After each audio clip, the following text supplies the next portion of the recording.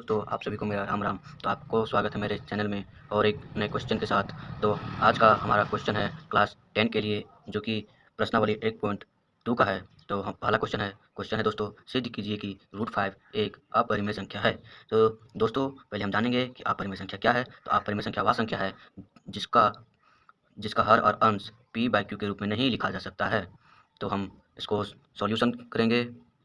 Solution करते समय यह ध्यान देंगे कि हमें √5 को पहले शुरुआती में उसको अपरिमेय की जगह परिमेय मान के चलेंगे। तो यहाँ लिखेंगे माना √5 एक परिमेय संख्या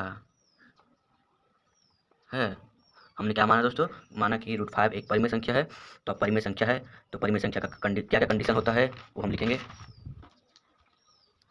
सॉरी दोस्तों, थोड़ा सा इधर डिस्टर्ब हो गया था, इस कारण बीच में थोड़ा सा गड़बड़ी हो गया, कोई बात नहीं। तो हम √5 का कंडीशन क्या होता है परिमेय मानने के लिए? तो √5 हम क्या कहते हैं? जिनका p और q एक पूर्णांक संख्या हो। ये आप सभी को बेसिक नॉलेज पता होना चाहिए।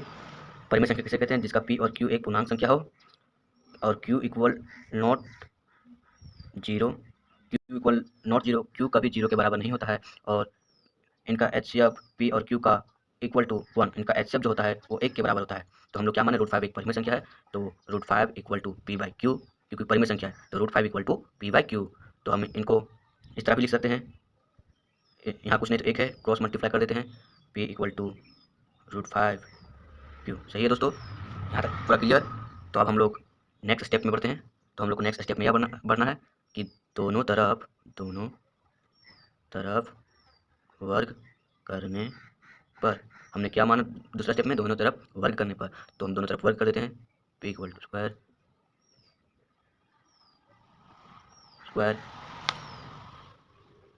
इसको इस तरह भी लिख सकते हैं, स्क्वायर स्क्वायर से कटता है तो p इक्वल टू 5q²।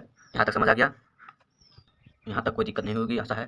तो p इक्वल टू 5q आया है। हम ये जो लोग दोनों तरफ वर्ग किए थे इसको हम समीकरण 1 मान लेंगे। समीकरण हम शॉर्ट में लिखते हैं दोस्तों, समीकरण 1। तो हमें अब यहाँ लिखना है p/q² से विभाजित है, और नेक्स्ट लिखना है p भी 5q² से विभाजित होगा। ये आपको यूट्यूब में लगता है मेरे अलावा और किसी ने डाला इस क्वेश्चन का आंसर।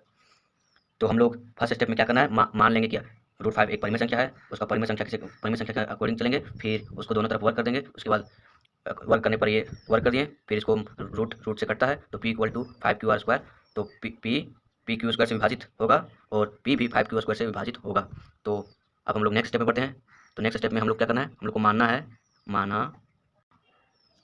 मानना है कि p इक्वल टू 5r। हम लोग क्या माने? p equal to 5r।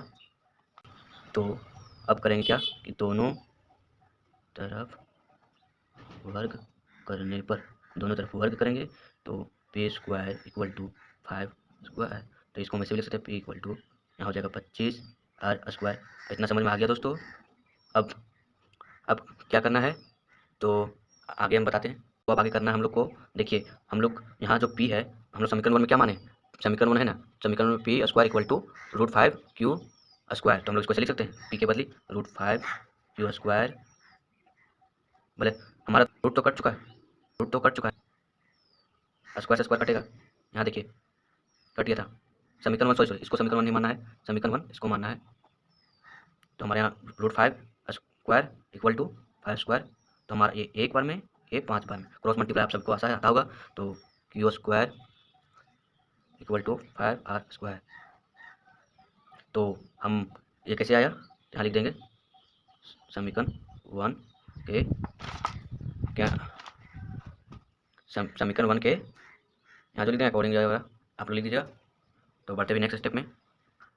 तो नेक्स्ट स्टेप में दोस्तों ज़्यादा नहीं, पहले की तरह हम लिखेंगे जैसे लिखे थे p/q² से विभाजित है, उसी तरह लिखेंगे आप कि q 5r² से विभाजित है। तो जब q 5r² से विभाजित है तो q भी तो 5² से विभाजित होगा। समझ में आया? जब जब ये से विभाजित होगा तो ये भी तो इससे विभाजित होगा। आशा है आपको समझ में आता होगा। ये हो गया। तो हम जब विभाजित किए हैं तो हमारा जो निकल के आया कि ये दोनों विभाजित है, पी भी विभाजित है, क्यू भी विभाजित है, तो हमारा HCF जो है पी आर क्यू का कितना आया था? एक नहीं, तो हमारा एक आया नहीं, तो इक्वल नॉट एक, यहाँ लिख देंगे। इसलिए का साइन है, इसलिए नहीं तो अतः हमारे द्वारा माना गया √5 एक परिमेय संख्या है जो कि विरोधाभास प्रकट होती है, इसलिए √5 एक अपरिमेय संख्या है। थैंक यू दोस्तों, धन्यवाद। अपरिमेय संख्या है। थैंक यू दोस्तों, धन्यवाद मेरे चैनल में वीडियो देखने के लिए। आशा है आपको समझ में आया होगा। और मेरा अभी फर्स्ट जॉइन है यूट्यूब में, आप लोग सपोर्ट कीजिए। अभी बोलने में थोड़ा हिचकिचाहट होती है, आपसे उम्मीद होगा आप सपोर्ट करेंगे तो मैं भी बेहतर होते चलूँगा और आपको भी बेहतर करूँगा, ये मेरी वादा है। और चैनल को सब्सक्राइब कर दे दोस्तों।